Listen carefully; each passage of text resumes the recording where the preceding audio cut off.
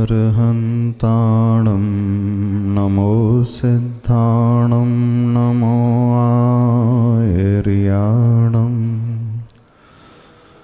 नमो वज्रायाणं नमो लोये सवसाहुणं। पंच परमेष्टि भगवान की, संत श्रोमणी आचार्य भगवान गुरुदेव श्री विद्यासागर जी महाराज की, पूज्याचार्य श्री समय सागर जी महाराज की, परम पूज्य निर्यापक स्वर्ण शेख वीर सागर जी महाराज की, समस्त मुनि आरिका संघ की।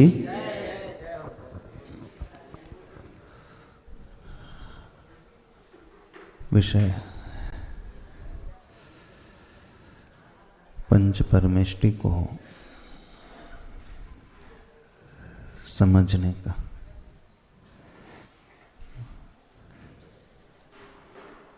उनके गुणों को आत्मसात करने का।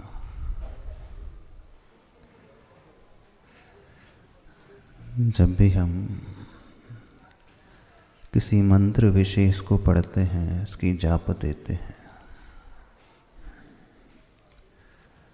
तो मंत्र में नमः शब्द आता है। प्रायः जब हम नमस्कार कर रहे हैं, नमस्कार का उद्देश्य, झुकने का उद्देश्य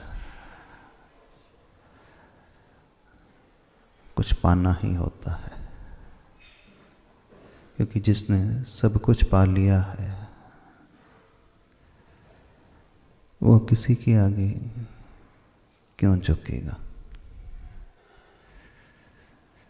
जो अधूरा है, अपूर्ण है, वही झुकता है।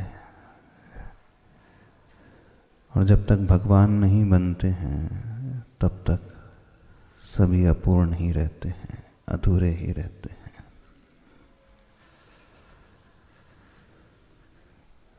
नमो सिद्धाणम नमो अरिहंताणम, जब हम ये पद कहते हैं तो प्रथम नमस्कार है, पश्चात उस व्यक्ति को याद किया गया है। पहले व्यक्ति अथवा व्यक्तित्व को नहीं कहा गया। जब हम हिंदी में कहते हैं तो अरिहंतों को नमस्कार, है ना। नमोकार मंत्र का हिंदी अनुवाद करते हैं, क्या लिखते हैं? अरिहंत को नमस्कार। पर प्राकृत में मंत्र है नमो अरिहंताणम। तो पहले नमस्कार, फिर बाद में अरिहंत। हो सकता लगता है कि दोनों तो एक ही हैं, पर फिर भी दोनों में बहुत अंतर है। जहाँ नमः पहले प्रयोग में आता है शब्द, वहाँ वो व्यक्ति अनकंडीशनली झुक जाता है, बिना शर्त के, बिना अपेक्षा के समर्पित हो जाता है। जब हम अरिहंत को नमस्कार हो ऐसा कहते हैं तो यहाँ थोड़ा सा हमने अपनी बुद्धि का प्रयोग कर लिया, दिमाग लगा लिया। कौन है? अरिहंत है।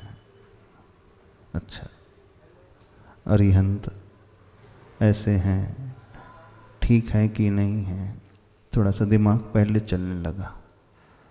अब समझ में आया कि हाँ ठीक है, अरिहंत ही हैं, तब हम नमस्कार कर लेते हैं। लेकिन नमो अरिहंताणम में पहले झुकना है,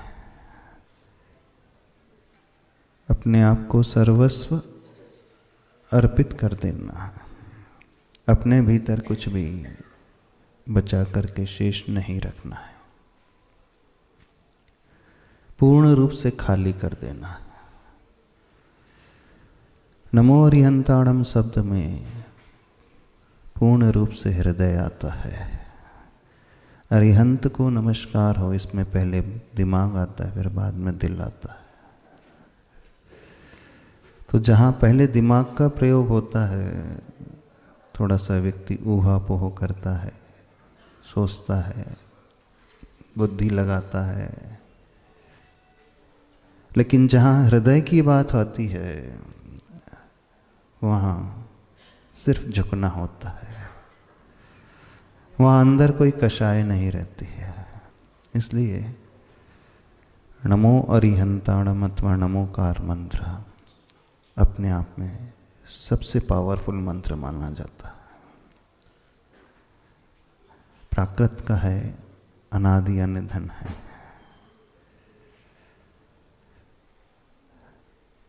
संस्कृत में जब हम लिखते हैं तो नमः कई बार बाद में आता है। अब हम कहते हैं श्री पार्श्वनाथाय नमः।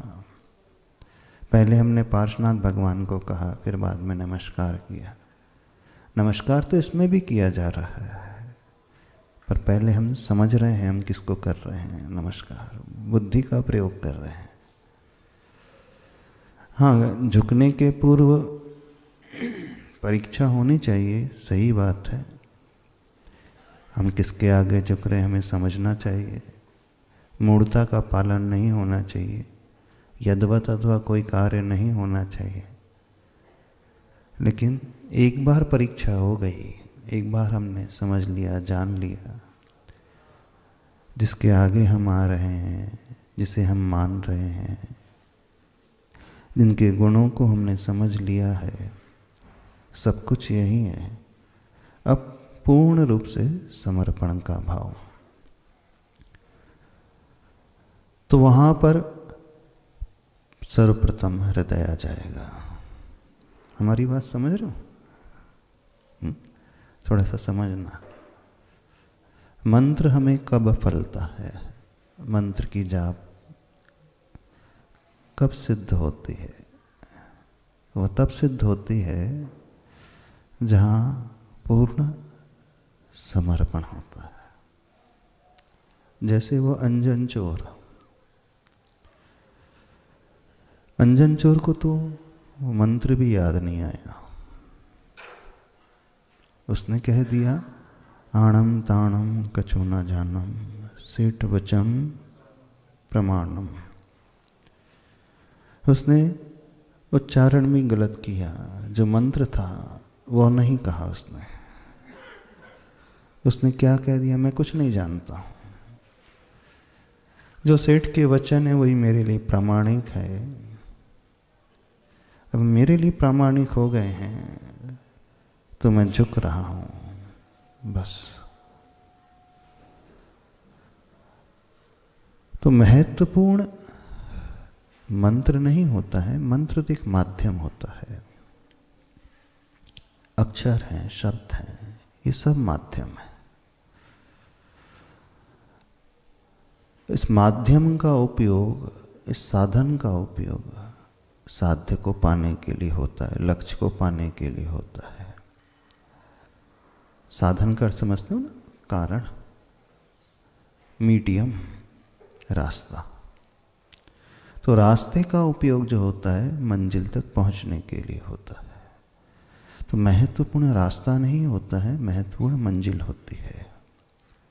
और मंजिल तक पहुंचने के लिए रास्ते से अधिक महत्वपूर्ण हमारा चलना होता है। हम किस प्रकार से चल रहे हैं। कई बार रास्ते सीधे होते हैं, लेकिन कई रास्ते बड़े टेढ़े होते हैं, ऊबड़ खाबड़ होते हैं, पथरीले होते हैं, घुमावदार होते हैं। तो रास्ता ऊबड़ खाबड़ हो, पथरीला हो, घुमावदार हो, ऐसे रास्तों में कठिनाइयाँ तो आती हैं। कठिनाई फिर कितनी भी क्यों ना आए, रास्ता कठिन कितना भी क्यों ना हो, पर महत्वपूर्ण हमारा चलना होता है। हम चल रहे हैं कि नहीं सही तरीके से।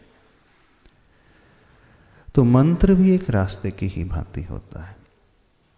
जब हम उस मंत्र का उच्चारण कर रहे हैं जाप में, तो समझना हम उस रास्ते पे चलने की कोशिश कर रहे हैं।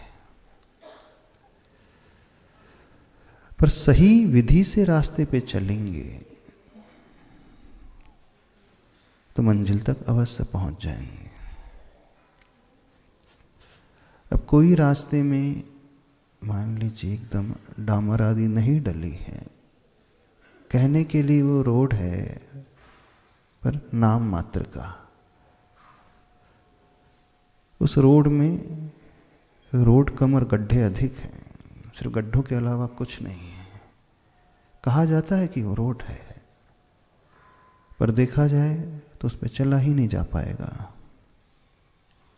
फिर भी कुछ लोग ऐसे होते हैं उस गड्ढों से भरे हुए रोड पे भी चल जाते हैं, अपनी गाड़ी को निकाल ले जाते हैं। कुछ परिस्थिति ऐसी होती है जब उस रास्ते का प्रयोग नहीं किया जाता है तो उसमें घास फूस उग जाती है, वो नजर ही नहीं आता कुछ समय के पश्चात। और कुछ परिस्थिति ऐसी होती हैं जहाँ रास्ता होता ही नहीं है, रास्ता स्वयं बनाना पड़ता है। घना जंगल हो, कुछ पगडंडी भी नजर नहीं आ रही, चारों तरफ झाड़ झंकार, सूखी हुई घास ही घास है, ढेर लगा है। अब ऐसे घने जंगल में जहाँ कुछ भी नजर नहीं आ रहा, कोई पगडंडी नहीं, कोई रास्ता नहीं, तो भी कुछ लोग उस जंगल को पार कर जाते हैं स्वयं रास्ता क्यों बना करके। तो रास्ता नहीं था तो क्या पार किया नहीं जा सकता जंगल? किया जा सकता है। अब अंजन चोर की स्थिति क्या थी? वो सब कुछ भूल चुका था, कौन सा रास्ता मुझे पता नहीं, पर मुझे तो पार करना है। और वह जी जान लगा करके दौड़ पड़ा। कहीं भी पगडंडी नहीं थी, लेकिन दौड़ गया शक्ति लगा करके। और जो पूर्ण शक्ति लगा करके आत्मविश्वास से भर करके घने जंगल में भी दौड़ जाता है तो वह रास्ता बना लेता है। हमारी बात समझ रहे हो? नहीं समझ रहे? रास्ता हमें सपोर्ट करता है मंजिल तक पहुंचाने के लिए, तो मंत्र हमें सपोर्ट करता है एकाग्रता को लाने के लिए, सिद्धि को पाने के लिए। कुछ ऐसे भी लोग होते हैं बिना उस अक्षर के, बिना उस शब्द के, अपनी श्रद्धा के बल पर पार कर जाते हैं। अंजन चोर ने पार कर लिया। तो महत्वपूर्ण क्या हुआ? चलने की वह शक्ति, आत्मविश्वास से भरी हुई वो परिणति, अंदर का वह समर्पण का भाव। जब अंदर इतनी इच्छा तीव्र होती है तो बाहर कुछ भी क्यों ना हो, कितनी भी कठिनाई क्यों ना हो, व्यक्ति पार कर जाता है। शिवभूति मुनि महाराज, गुरु ने जो मंत्र दिया था उसे वो भूल गए थे। मारुस मातुष, रोष नहीं करना है, दोष नहीं करना है। रोष नहीं करो, द्वेष नहीं करो, और दोष यानी राग नहीं करो। यह मंत्र दिया था गुरु ने, लेकिन शिवभूति मुनि महाराज भूल गए मंत्र।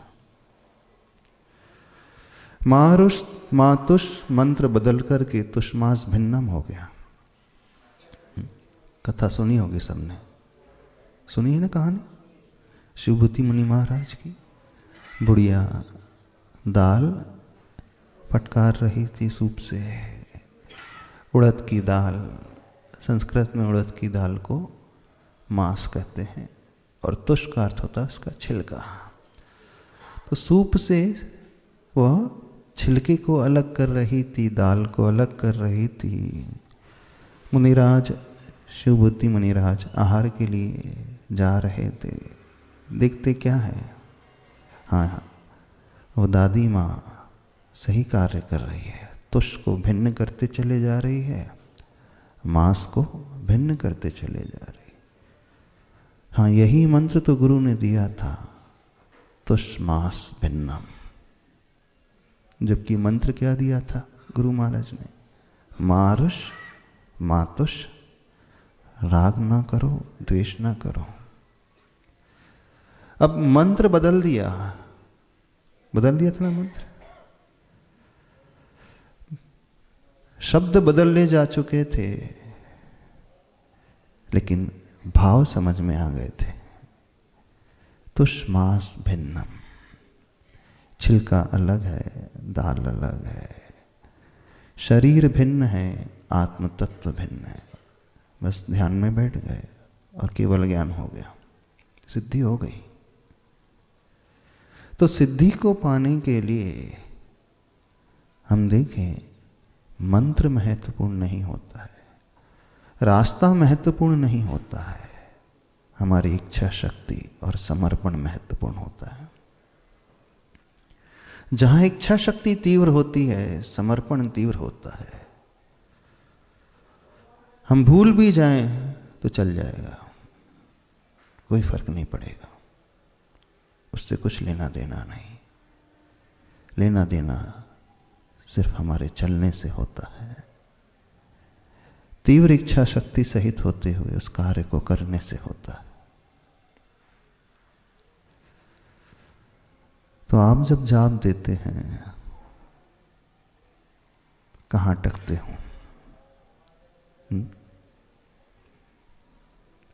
रास्ते पे अटक जाते हो, है ना? अक्षरों पे अटक जाते हैं और गिनती में अटक जाते हैं, ऐसी है। बुद्धि का प्रयोग वहां शुरू हो जाता है, वहां हृदय गौण हो जाता है और बुद्धि मुख्य हो जाती है, दिमाग मुख्य हो जाता है, दिल गौण हो जाता है। और जहां दिमाग चलने लगता है, वहां एकाग्रता भंग हो जाती है, वहां समर्पण, वो ऊर्जा हमारी दूसरे कार्य में लगने लगी। अब लक्ष्य से हम थोड़ा सा च्युत होने लगे, छूटने लगे, बाहर जाने लगे।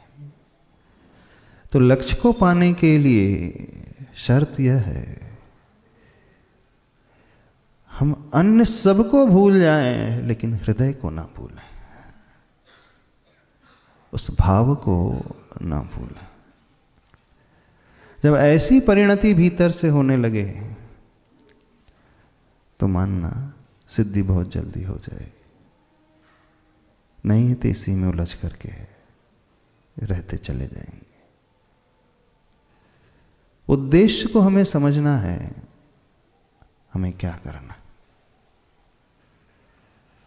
जब हम नमो अरिहंताणम कह रहे हैं अथवा नमो सिद्धाणम कहते हैं, तो नमो शब्द ही अपने आप में बुद्धि को गौण कर देता है, समाप्त कर देता है। नमो शब्द हृदय को प्रमुख स्थान दे देता है, झुकने को स्थान देता है, भाव को लाने का स्थान है। वहां दिमाग का प्रयोग ही नहीं, बस ये भाव हमारे भीतर और इस प्रकार के भाव हमारे भीतर आना चाहिए। सब कुछ भूल करके उसमें हम तन्मय हो जाएं। चिंता शरीर की भी नहीं। अंजन चोर को चिंता नहीं थी, नीचे शस्त्र लगे हैं, सीख की रस्सी को एक साथ वो काट देता है, नीचे तलवार है, भाले हैं, भिन्न भिन्न नुकीले शस्त्र लगे हुए थे। विचार नहीं आया मन में, यदि गिरा तो क्या होगा, कोई सोच पैदा नहीं हुई।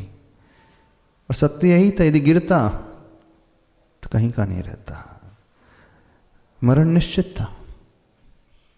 लेकिन उसने तर्क वितर्क नहीं किया, बुद्धि का प्रयोग बिल्कुल नहीं किया, सीधे समर्पित होकर के उन 108 रस्सियों को, 108 रस्सी थी ना, कहानी पढ़ी होगी, एक ही वार में तलवार के प्रहार से समस्त रस्सियों को काट देता है और सिद्धि हो जाती है उसे, विद्या सिद्ध हो गई।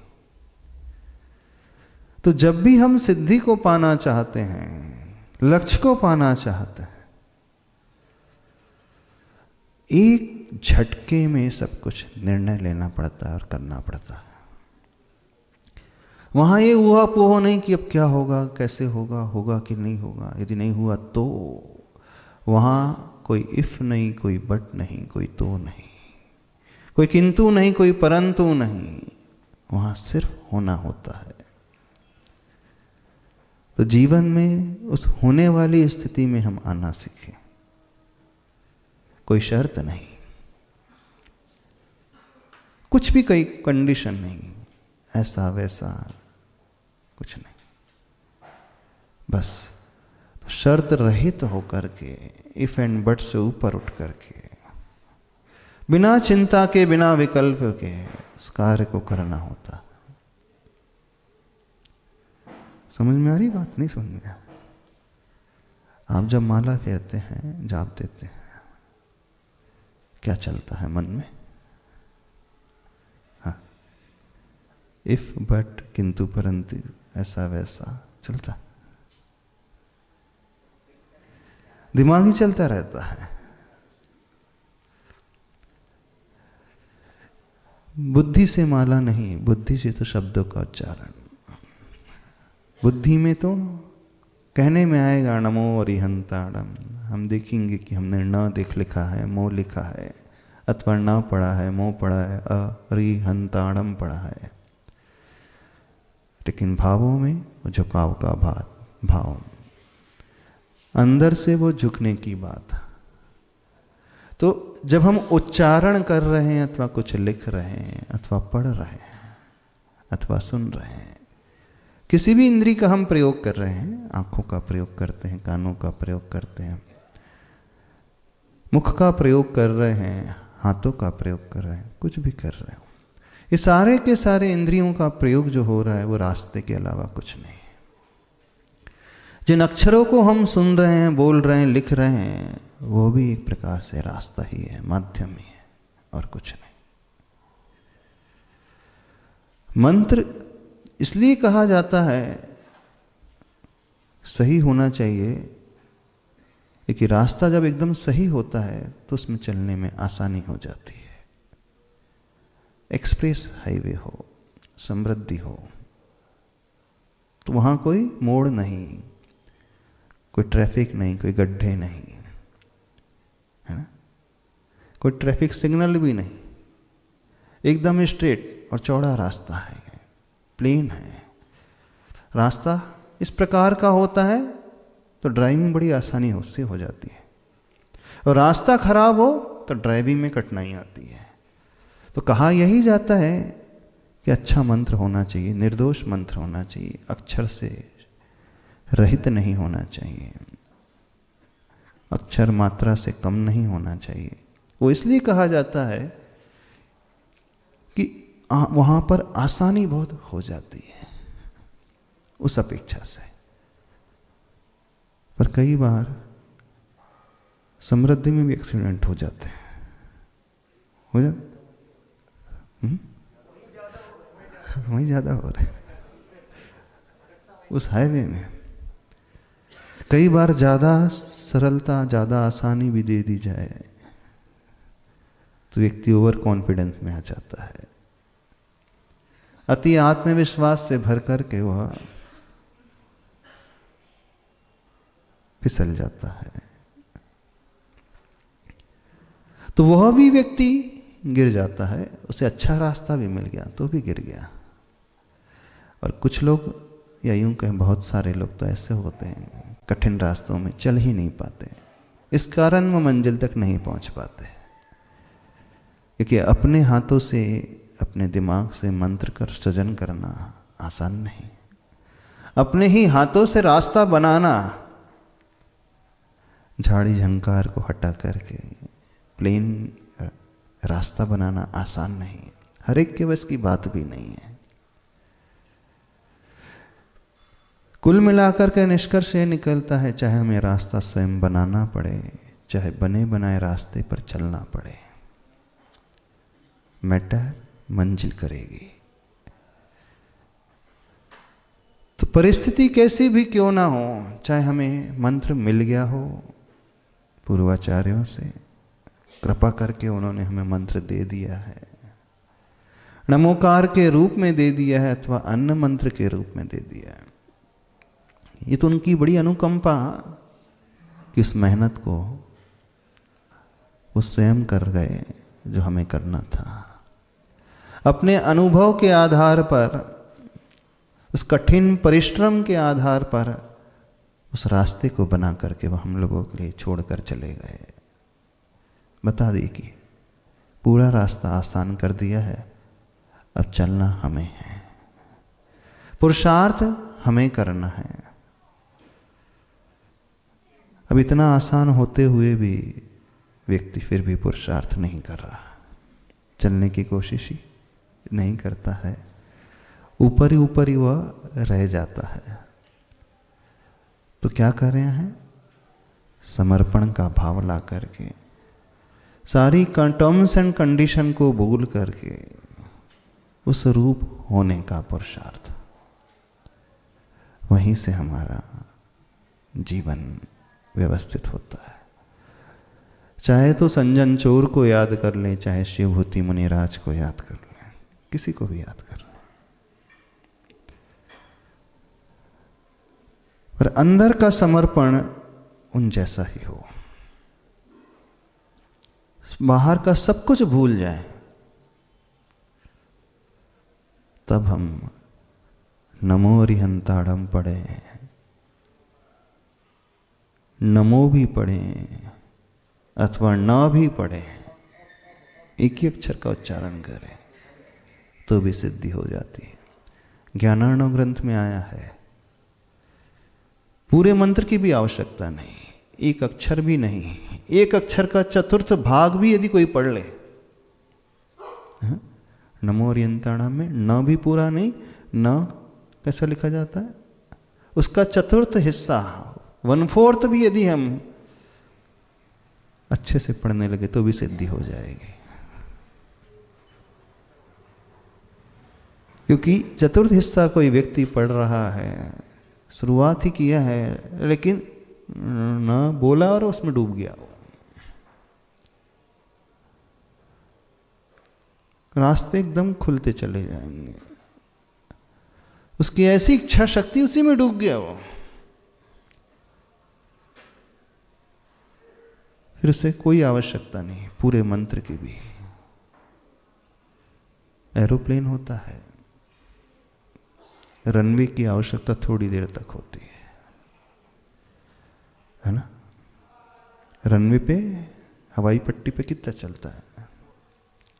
1 किलोमीटर, आधा किलोमीटर, उससे ज़्यादा रनवे नहीं होता है। उस रनवे पे वो दौड़ना शुरू करता है, भागना शुरू करता है और सीधे टेक ऑफ।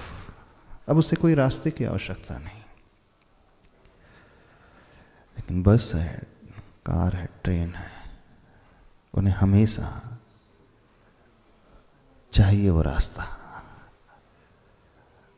वो उससे ऊपर नहीं उठ सकते कभी।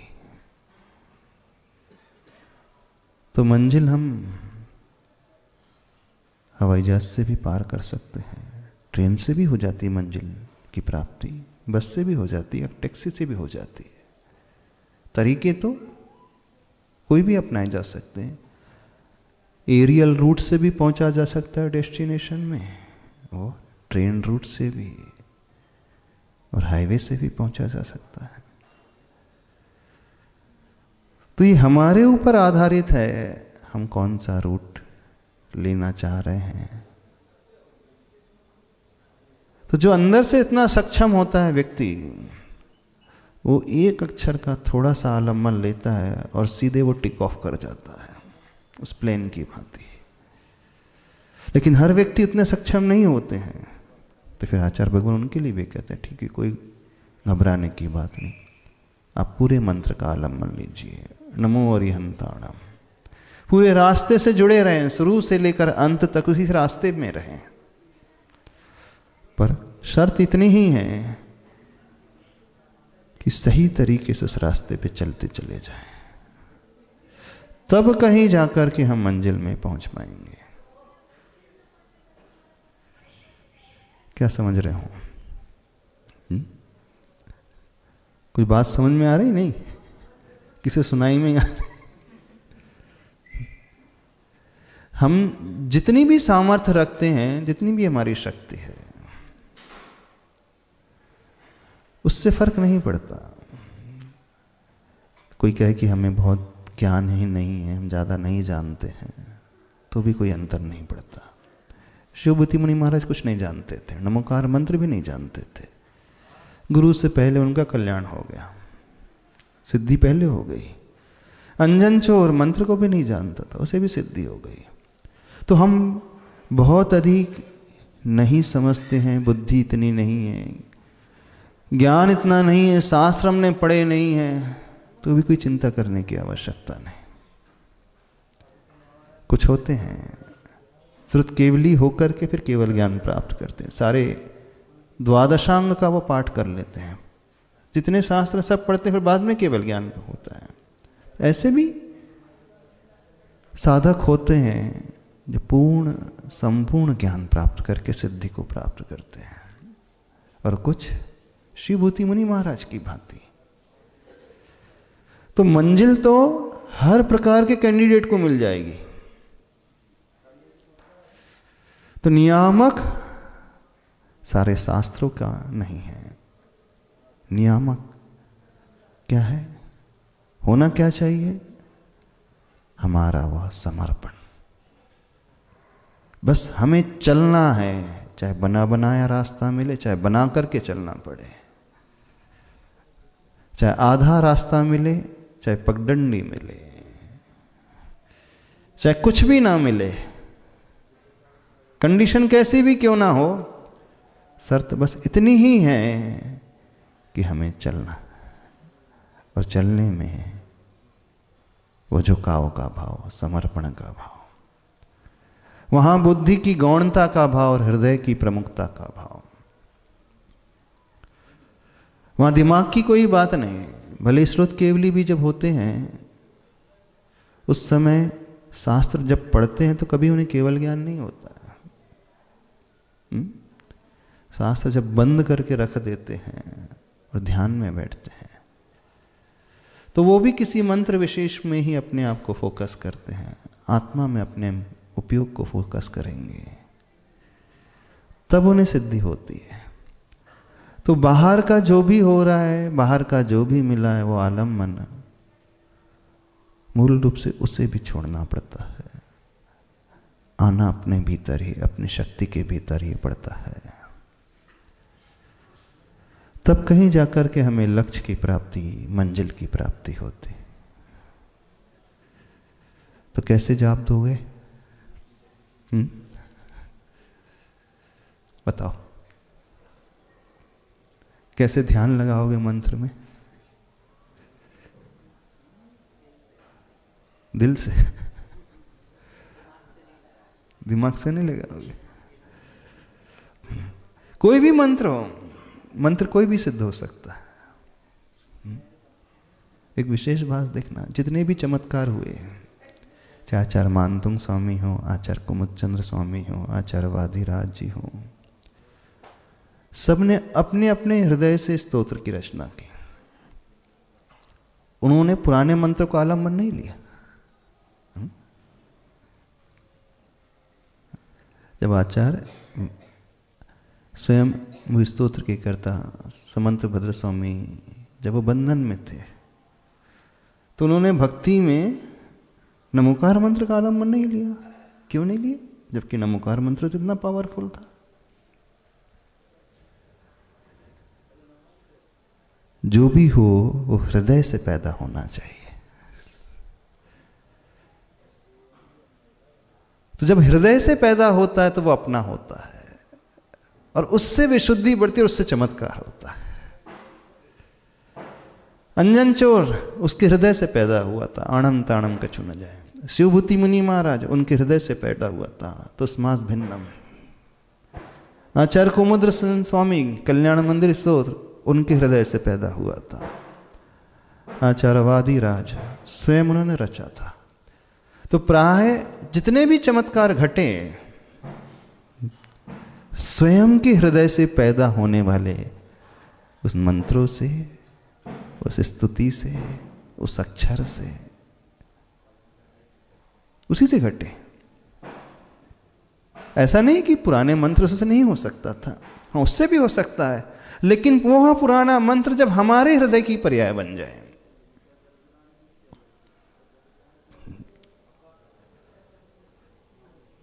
आप सभी हम सभी भक्तामर स्तोत्र पढ़ते हैं, पर कुछ चमत्कार नहीं पैदा होता। क्यों? क्योंकि अपन आचार्य मानतुंग स्वामी जी का स्तोत्र पढ़ रहे है ना, अपना नहीं पढ़ रहे। हाँ, भक्तामर से चमत्कार हो सकता, हो जाता है। जब आचार्य मानतुंग स्वामी द्वारा रचित वो भक्तामर स्तोत्र हमारे हृदय की पर्याय बन जाएगा, हमारे हृदय से निश्रित होगा, तो वहां चमत्कार हो जाएगा।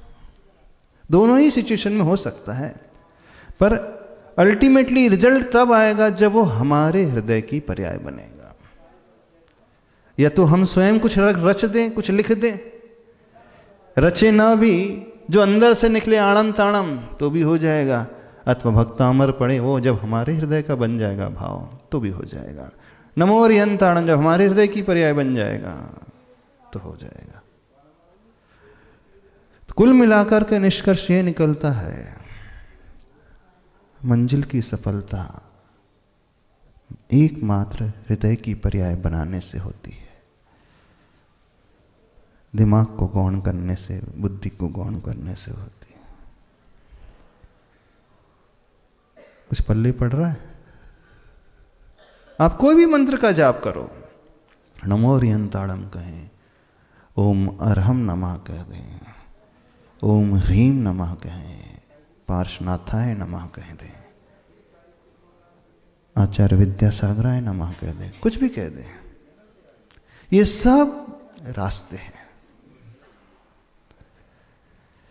एक बस से है, एक ट्रेन से है, एक साइकिल से, एक कार से, एक हवाई जहाज से। समझ रहे हो? तो हम इन रास्तों में चले तो सही, लेकिन उन्हें अपना हृदय का वैसा विषय बना करके चले।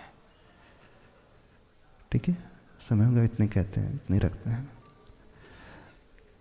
देवादिदेव श्री आदिनाथ भगवान की जय।